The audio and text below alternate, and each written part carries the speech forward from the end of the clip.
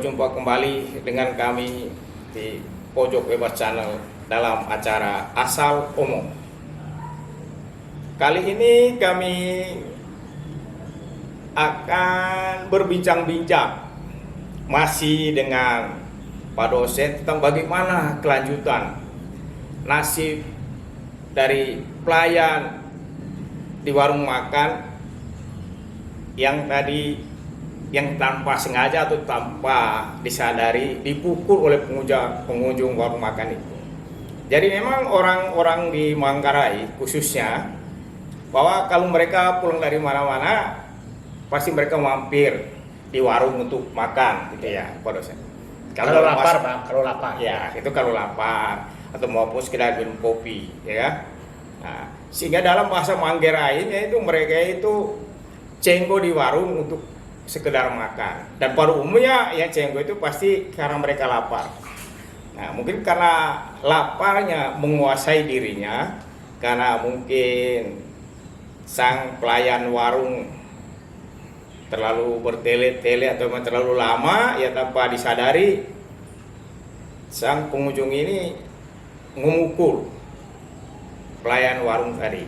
Untuk bagaimana kelanjutan dari cerita itu, mari kita dengar dari Pak dosen. Silakan Pak dosen untuk memberi cerita yang enak-enak lah tentang itu, apa di proses hukum atau damai atau bagaimana, gitu kan?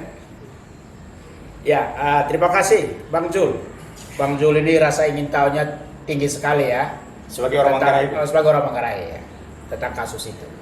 Nah, ketika Bek HHH itu pukul itu pelayan warung itu, nah pelayan warung ini kan tidak terima, Bang.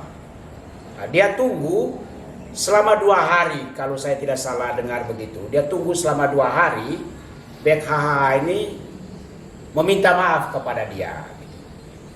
Nah, dalam dugaan saya, nah korban ini mengharapkan Bek HHH ini datang minta maaf. Kan sudah makan toh, kalau sudah makan kan berarti sudah kenyang. Harapannya aliran darahnya itu sudah bagus, oksigennya sudah bagus, pikirannya menjadi lebih cerah dan lain sebagainya.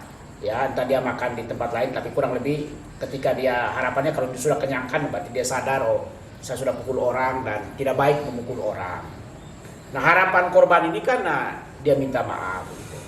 Saya bayangkan Bang, kalau dia minta maaf itu, saya kira ceritanya akan menjadi lain. Jadi kalau saya pukul abang, kalau kemudian saya minta maaf dengan rendah hati kepada abang, pasti abang akan menganggap saya ini sebagai orang yang bermartabat. Betul. Dan Ya. pasti abang dimuliakan. Dia dimuliakan karena saya minta maaf toh Bang, sadar akan kesalahan. Kan juga kalau di agama kan Tuhan katanya kan Tuhan tidak menghitung dosa kita kan, tetapi bagaimana usaha kita untuk bertobat kan begitu. Betul. Nah, kurang lebih begitulah Bang. Tapi itu tidak terjadi. Akhirnya korban ini lapor ke polisi. Nah, sekarang memang prosesnya sedang di kepolisian. Hanya yang perlu kita ingin tahu kan Bang, apakah hukum kita di Indonesia ini tumpul ke atas dan tajam ke bawah. Pelayan restoran ini kan mereka kan pegawai kecil Bang, orang cari makan, susah hidup di kampung sana kan. Lalu kemudian yang memukul ini kan orang dari Jakarta tadi yang menurut cerita itu orang besar Bang. Dia pernah menjadi ketua komisi di DPR ya, kalau ceritanya begitu ya. Pokoknya dia orang besar lah Bang, itu diceritakan di mana-mana itu. Saking besarnya orang itu. Saking besar ya. Saking besarnya Bang. Ya. Saking besar itu diceritakan di mana-mana. Nah, sekarang memang yang ingin kita buktikan, apakah hukum itu tajam pada orang besar atau dia tumpul pada orang besar. Nah, itu yang sedang kita menantikan sekarang. Bagaimana kelanjutan acara itu, peristiwa saling pukul itu.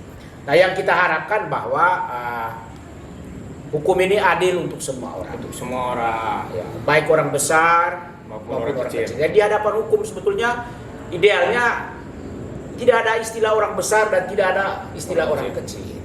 Tidak ada istilah tentang tumpul ke atas, tidak ada istilah tajam ke bawah.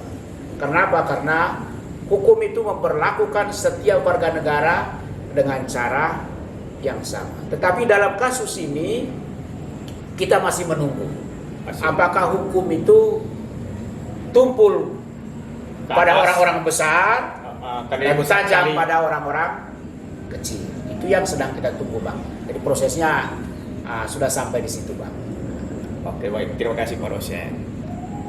Teman-teman sekalian, ada satu hal yang kita bisa petik dari apa yang disampaikan oleh Pak dosen, bahwa sering orang-orang besar itu mereka tidak mampu memuliakan dirinya sendiri dalam hal-hal yang kecil.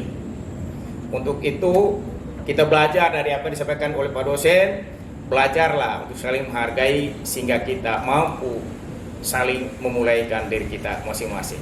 Sampai jumpa.